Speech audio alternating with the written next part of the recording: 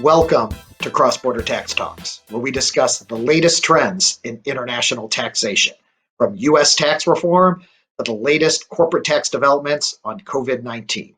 I'm Doug McHoney, PwC's U.S. International Tax Services leader. You can find me on Twitter at XBorderTax. This week, we're in full quarantine mode at my home office in St. Louis, Missouri, also known as Westminster Studios. I'm joined today from McLean, Virginia, by Mike DiFronzo. Mike is a partner in PwC's Washington National Tax Services practice, where he serves as the WNTS International Tax Services leader. Prior to joining PwC, Mike was a senior executive in the U.S. Treasury Department, where he served as the Deputy Associate Chief Counsel International. Hi, Doug. Thanks for hosting this remotely. Really appreciate it. Thanks, Mike. This is our first official podcast post-quarantine. And before we dive into the Coronavirus Aid, Relief, and Economic Security Act, that is, for the record, the only time I'm going to say the full name, or the CARES Act. Before we dive into the corporate elements of the CARES Act, how is the working from home thing going for you? Are you adjusted? What's been some challenges? Well, I think the technology's worked out pretty well. I've been able to play with different camera angles. I've turned it around, use different devices. So that's all been pretty smooth. The technology we've been using for work has been good, been able to have client meetings, internal meetings. So I think the most challenging thing is the extra jobs I've picked up. I realize I'm now in charge of janitorial services here at my office and the whole house, and a whole bunch of other jobs that have come along that I wasn't necessarily responsible for when we were in our office space. Guy who traveled pretty much 100% of the time. I've noticed that I'm now into the food service business. So that's one of the responsibilities that I've picked up since I'm home now all the time. All right, so let's dive into the at least the corporate tax provisions related to the CARES Act. So, as soon as we think that things start to settle down a little bit and we're waiting for this last guidance that we've talked a lot about on the Cross-Border Tax Talks podcast, COVID-19 appears and has turned everybody's world upside down. We've seen now the Senate as well as the House have passed the CARES Act. And maybe just start, Mike, with a quick overview of some of the key provisions related to corporate tax and the CARES Act, and then we can spend some time kind of diving into some of the important provisions. Okay, but before I do that, I just want to set the table a little bit. What we have is a giant package, $2.2 trillion worth of spending.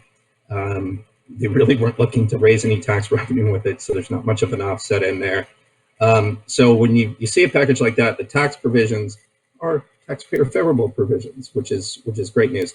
There were a number of other things that were on the table to get in, like going back and getting rid of the deletion of 958B4 and a lot of other tax stuff. That didn't make it into this bill. So we're going to talk about the four big things that really did make it into this bill.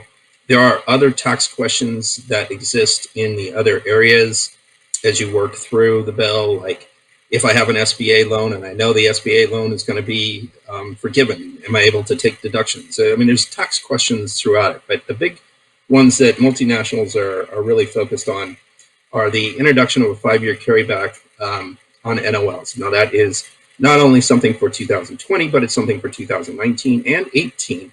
So it actually has retroactive effect. And we'll talk about that provision. I think that is probably one of the biggest ones people are focused on, and we'll focus on why that is too. The second one deals with business interest, or 163J provisions, and how they changed or loosened the rules there. Again, very favorable. And then we'll move into a little bit, I'm not going to say a whole lot, with qualified investment property, but I would note at this point, the neat thing about that provision to sort of highlight is that provision did come off as the word technical correction. So it is effective back to the date of enactment. And then the last one is AMT refunds, and that will tie a little bit into our NOL discussion. So those are the big four. We're really going to focus on two, I think, the business interest and especially the NOL provision. So one of the things that we've spent a lot of time, Mike, talking about on the Cross-Border Tax Talks is the complexity of the U.S. system post-reform and the need for modeling.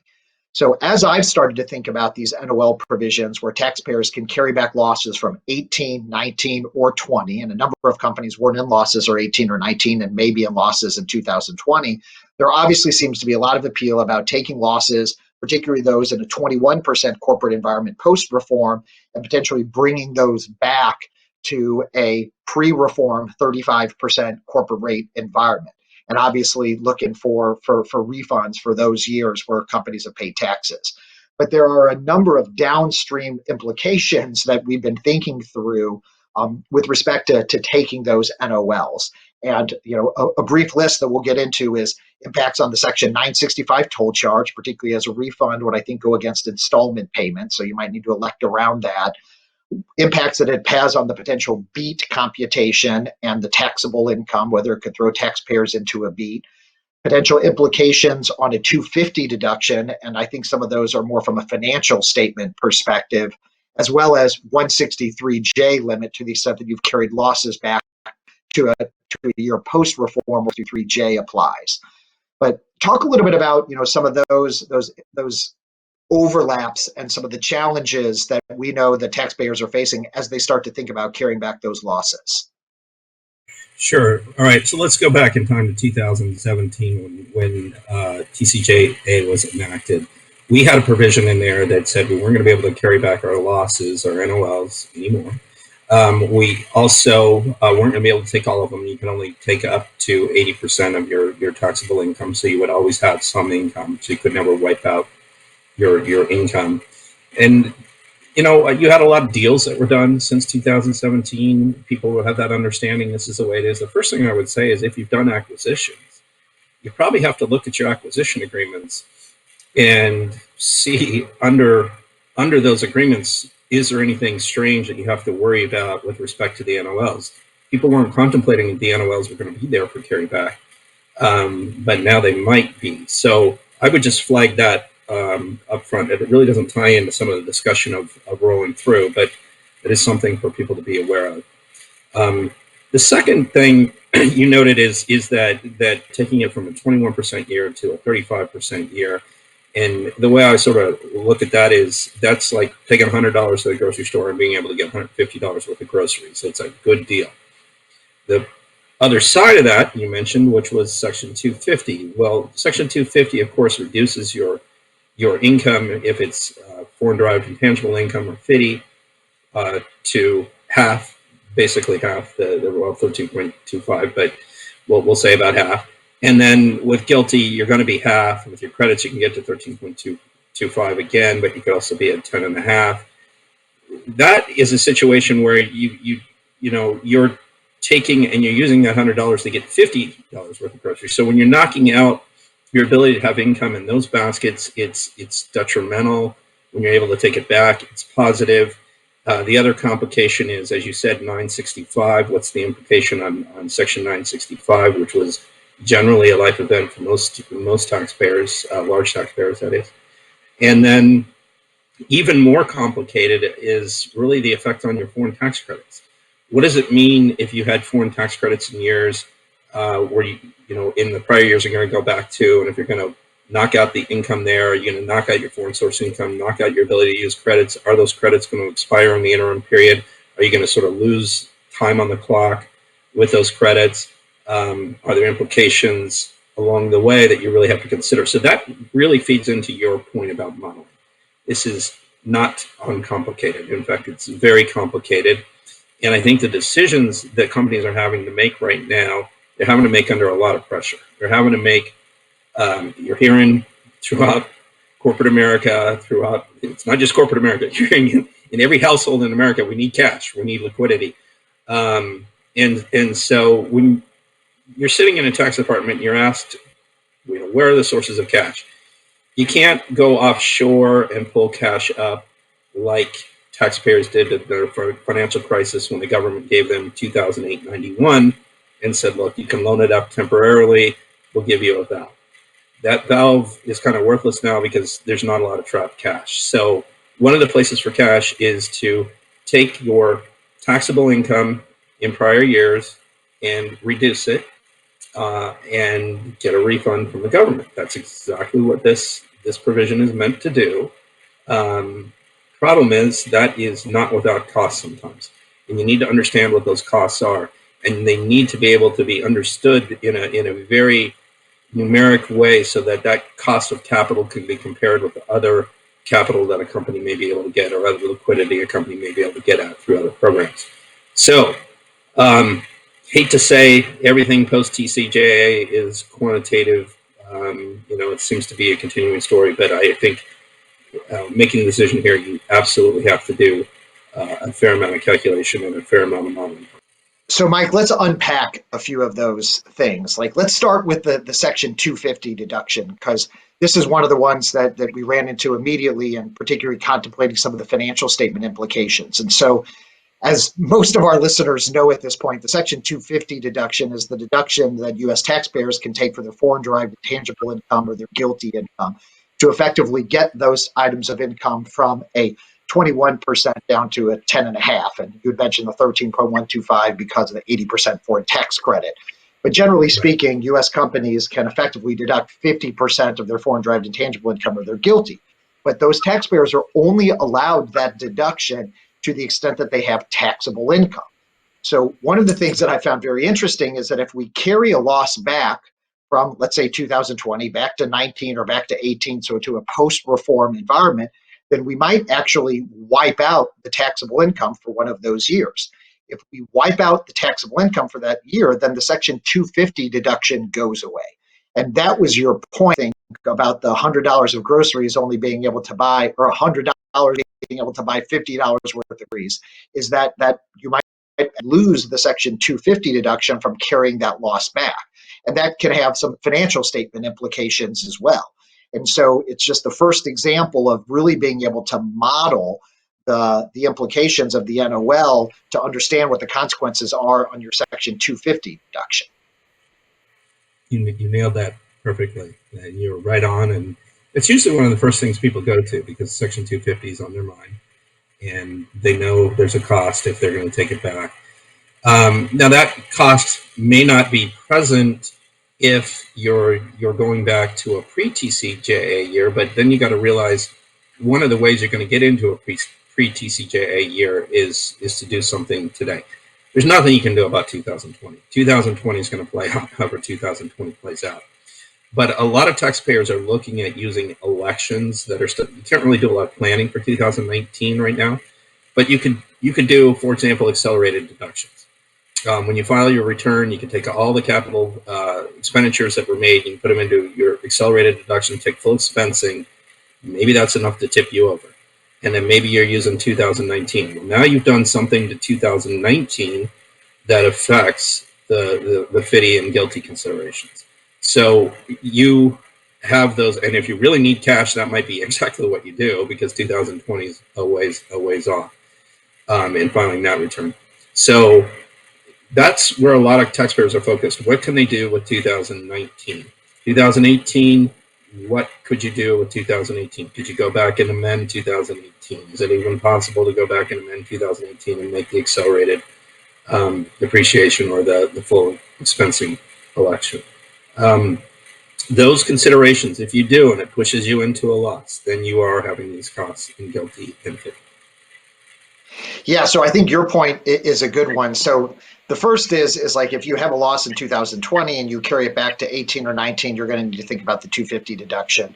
But your point is that taxpayers, when they're filing their 2019 returns or when they're going back to look at their 18 returns, should think about accounting methods and similar type of elections that they may have made that would determine whether they're in a taxable income position or not.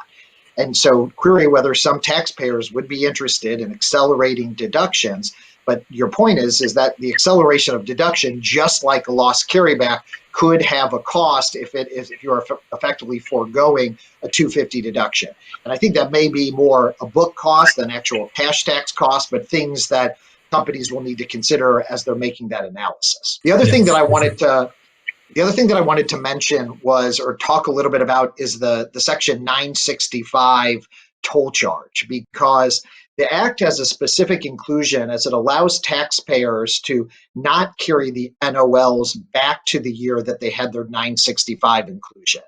And I believe that the reason for that is because to the extent that you would carry back a loss to the year that you had your 965 inclusion and you were entitled to a rebate in those years, that rebate would then need to be applied to your 965 installment obligations.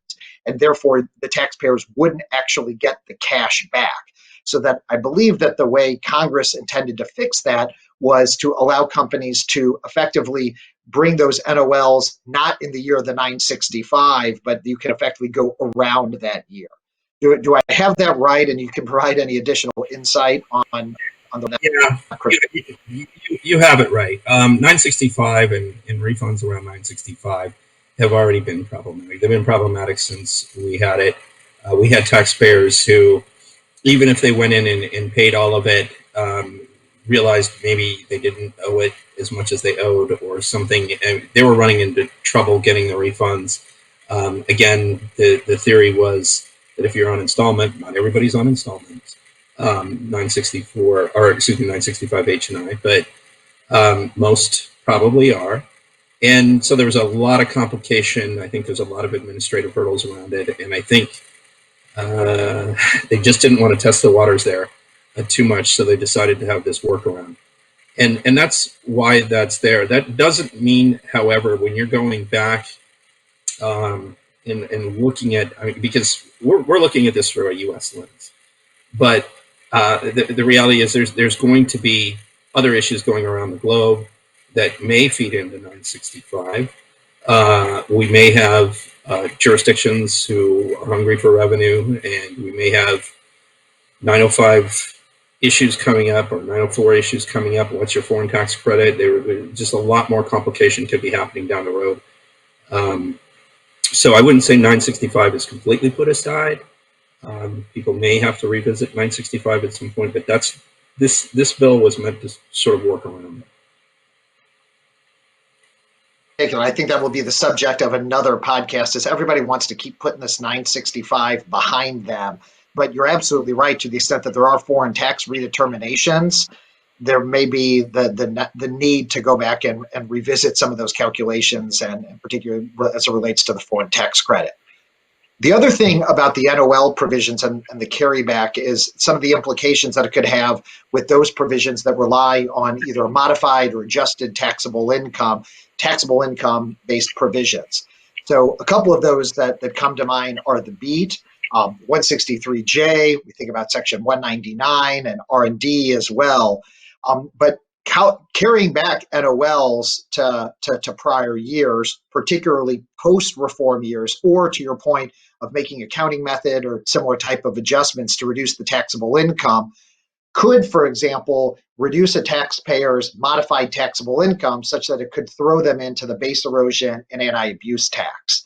And so, again, it's really important to model if you're carrying back those NOLs. Obviously, you wouldn't want to put yourself in a loss or put yourself in a position where you've carried back a loss to 2018 or 2019, and then you throw yourselves in the beat. Or similarly, if you had taken a benefit for your 163J and all of a sudden you've changed that taxable income and you've changed that limitation, there are just a number of different factors that this NOL loss or the NOL carryback could change. I think that's absolutely right.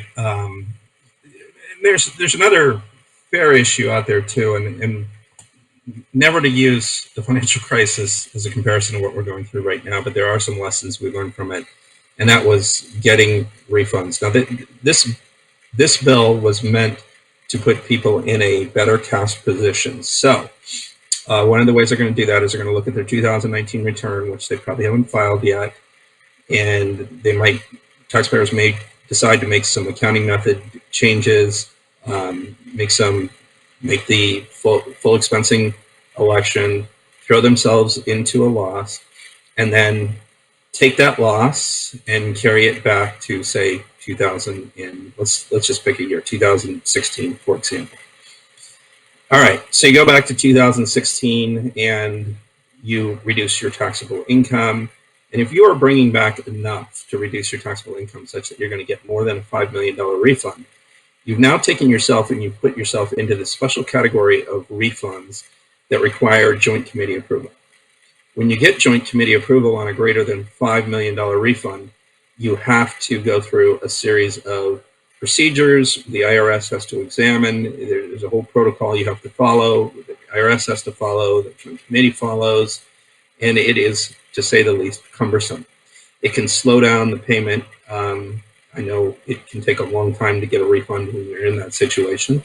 And when you are desperate for cash, often you don't have that time, or I would suggest no one has that time.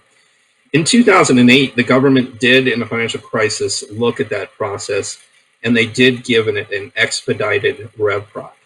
Now, the government is already, and by the government I mean the Treasury Department, has already exercised some authority here. One, they've moved the filing dates. There was some noise early on about putting that in legislation. They didn't need to do that. They could do that themselves.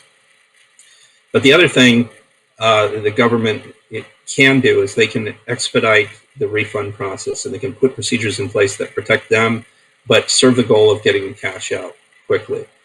If they take the lesson of 2008, my hope is that we're going to get a rev proc here pretty quickly.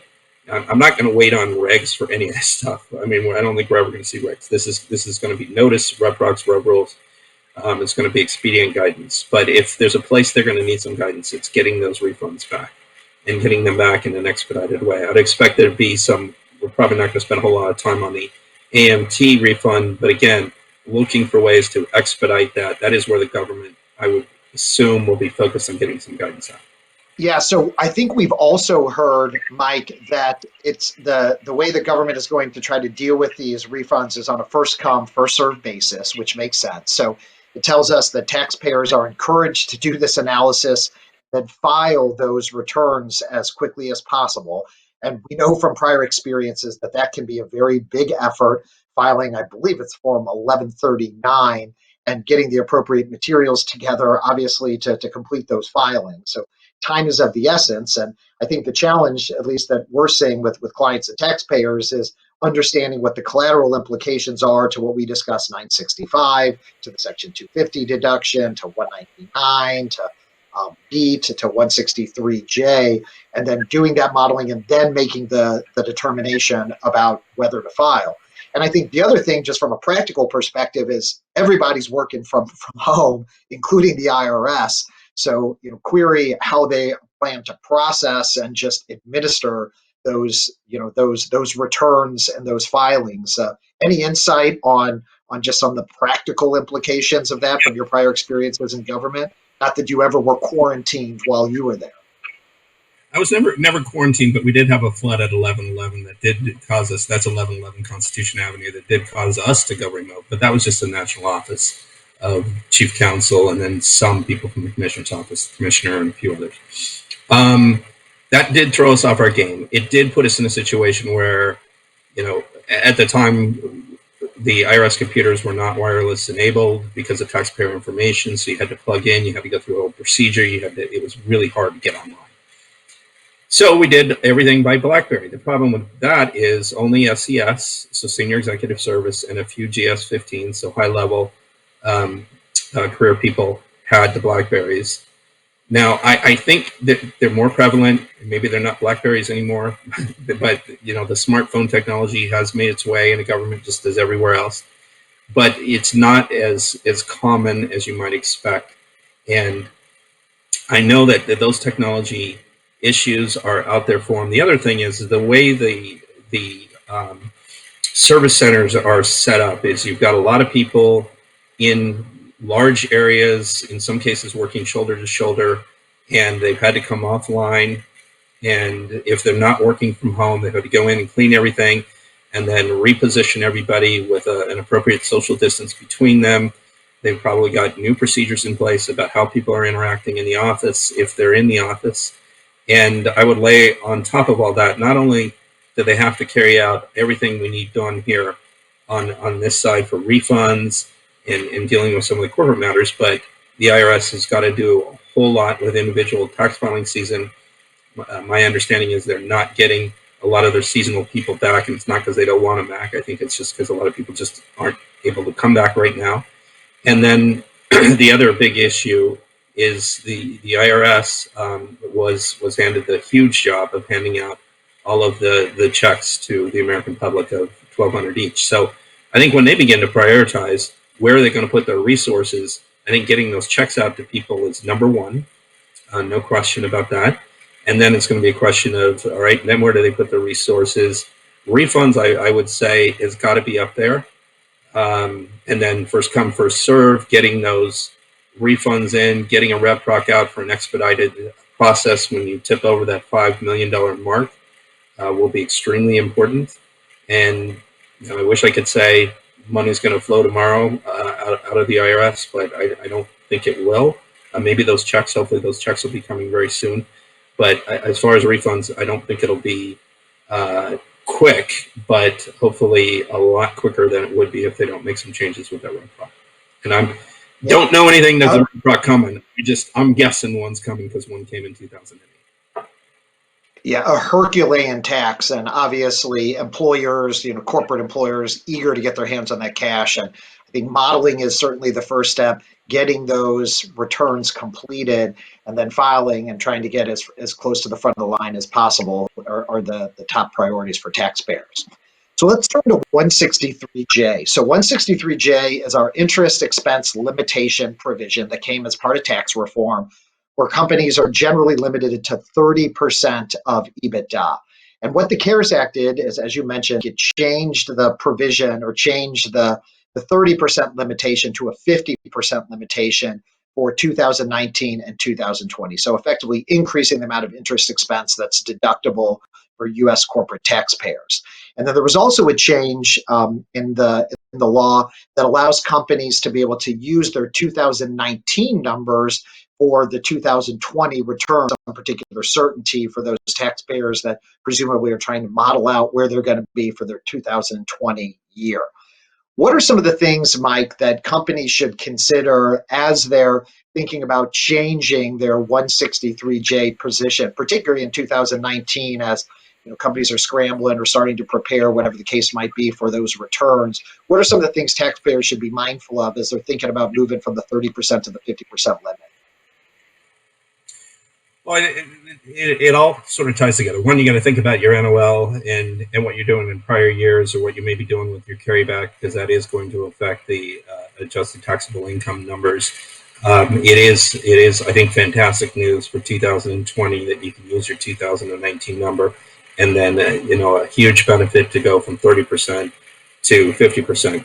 The thing to remember about the business interest limitation rules, or the new 163J provisions, is it applies to all businesses once you cross a certain income threshold or size threshold, and that doesn't matter whether they're in partnership form or in corporate form. And so it always applied to inbound investment in the U.S., so non-U.S. companies, but now it is a broad provision that cuts across all organizations. And anyone who was affected by it, it could be very important because, as you're working through your calculations, you may have some more room to take some more deductions, but then there actually is a bit of a question about the ordering of the NOL, the ordering of provisions like 163J. I think we sort of get to the point of, if you don't have taxable income in 2020, we've got a huge gift here. Maybe I shouldn't call it gift. We've got something that really helps us. We can go back to that 2019 year and use that to calculate what our interest limitation is, and then put that into the calculation for your 2020 loss. Yeah, and your first point, Mike, is spot on. You have to run all of the traps on the other taxable income specific provisions to figure out if this 163J additional deduction makes sense. Again, it's kind of like with the NOL. It's like, well, who wouldn't want more deductions? Well, given the complexity that we have post-tax reform, for example, with the BEAT, it's possible that a company would take the additional 163J deduction, the additional interest expense in 2019, reduce their modified taxable income, and end up in a base erosion and abuse tax position. So obviously you're not going to want to do that if that's the case. And so modeling, again, the downstream consequences of these additional deductions is really important. I guess there are two other provisions that you had mentioned briefly, the changes to the AMT credit acceleration and the qualified improvement property, kind of outside the typical cross-border space, but any other words of wisdom or things to mention on those two provisions, Mike? Not an expert in either, and I think I misspoke and call it qualified investment property to begin with. But yeah, qualified improvement property. I think the interesting thing with qualified improvement property is here we are, several years out of tax reform, and we've got a technical correction. So they are back to the original effective date. That was my read of that provision. There were other technical corrections that were bantered around. There is some noise about a possible fourth bill coming through. That bill might be a little more tax focused. If it is possible that some other provisions, technical correction provisions, could show up. It does show Congress has an appetite to be a few years out and push technical corrections through, or what they view as technical corrections. The other thing, when you look at AMT, I mean, it's really just the speed of being able to get the cash.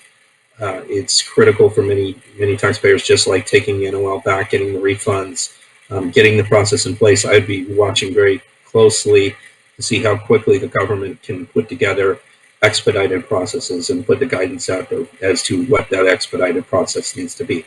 The government has a concern of fraud on refunds, and it's not an unwarranted concern. They've had a history of people filing bogus returns and things for refunds and then disappearing. But when you get into the big numbers, you can't have a cumbersome process that takes, because of the slowdown, that companies are waiting a year plus for the refund money. It's a year plus, maybe too late for many of them. They're really looking for that bridge. They're really looking for that liquidity right now. And so I know the government will, I think, take a lesson from the financial crisis and come up with some expedited processes. So beyond the CARES Act, Mike, in our last couple minutes here, what are some of the other things that companies should be focused on? You mentioned liquidity is really important, getting cash back. I've heard from a number of taxpayers and clients with respect to just a big sucking noise from U.S. MNCs, particularly trying to get what cash exists in the system back to the U.S. for a variety of different, supportive type activities. But what are some things that companies should be focusing on besides obviously the modeling and trying to take advantage of the provisions in the CARES Act? But what are some other things that companies should be considering in this COVID-19, catastrophic economic environment? Well, I think you're right. The number one issue is cash and liquidity. I hear it at the beginning of every meeting with a client. So that is first and foremost on their minds right now.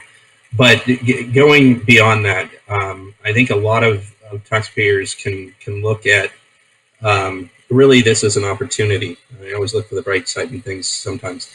To look at your structure, to look for moves. I guess the benefit is values are down right now, so you can probably move some things around or dispose of some things, and you probably won't have the tax hit you might have had before. There are other implications looking ahead to, if you make some of these decisions and you gen up the loss in 2020, yes, you should probably be carrying it back because there is a huge benefit to take it back to a 35% year. But let's say you can't.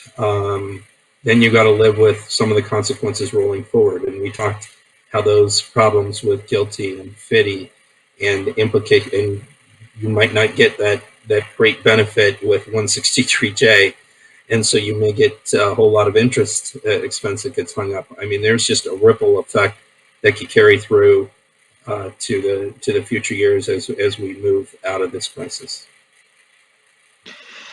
Yeah, and I'm hearing the same thing, Mike, with the discussions that I'm having. And so, one of the things that has also been interesting about the current economic environment is that the U.S. dollar is relatively strong compared to a number of other currencies. And so, just potentially bringing back distributions of previously taxed E&P, PTAP, and potentially triggering foreign exchange losses, or if there are other assets where there are either, significant economic losses, built-in losses that you make reference to, or where we have foreign exchange losses, whether it's under Section 988, 987, or as I mentioned, 986, if it's PTAP, looking and scrubbing the attributes and those assets within the group may create an opportunity to trigger losses, which you're absolutely right. If we can move back into a 35% corporate environment, could have significant cash flow advantages. And then obviously thinking through the non-US implications, particularly where withholding taxes and some of those other taxes may be some costs where we can't get a foreign tax credit. For example, if we're not actually paying any GILTI, if we're in a loss, then those are obviously significant costs as well that companies should keep an eye on as they're looking to try to bring cash back to the US. Mike, will you any other last words or words of wisdom for taxpayers as they're absorbing the CARES Act, as we're waiting for the potential fourth act, if you will, of taxpayer relief from COVID-19? Well, no, just keep your eyes on what Treasury might be doing with some guidance around this act. Again, don't look for regs, but look for faster forms of guidance. I'll expect we'll see some. There are a lot of questions we didn't get into that are going to be questions that they're going to be asking their tax professional that I think are important. A lot of details. The other thing I started with, there is an implication with having this loss carryback that wasn't there in some of the prior M&A deals. Well, suddenly it's there again. I mean, when you're looking at the M&A deals, as you said, being a little opportunistic of maybe this is the time for us to make some strategic moves, consolidate within our industry a little bit. You do have a twist here with a carryback that probably has been put aside by a lot of deal teams to think about. Now, 382 polices trafficking losses, so it's not that you're going after others' losses to use them, but it is a complication that or a benefit that people would need to think through. Great advice, Mike. And of course, if there are any notices that come out, we'll talk about them here on Cross-Border Tax Talks. And we're obviously anxiously awaiting a number of reg packages, which you can also find here on the Cross-Border Tax Talks. So thanks for tuning in to this week's episode of Cross-Border Tax Talks. Thanks, Mike DiFronzo, PwC's WNTS ITS leader, for joining me on this episode. I'm Doug McHoney, PwC's U.S. International Tax Services leader. Stay tuned in 2 weeks for another exciting edition of Cross-Border Tax Talks.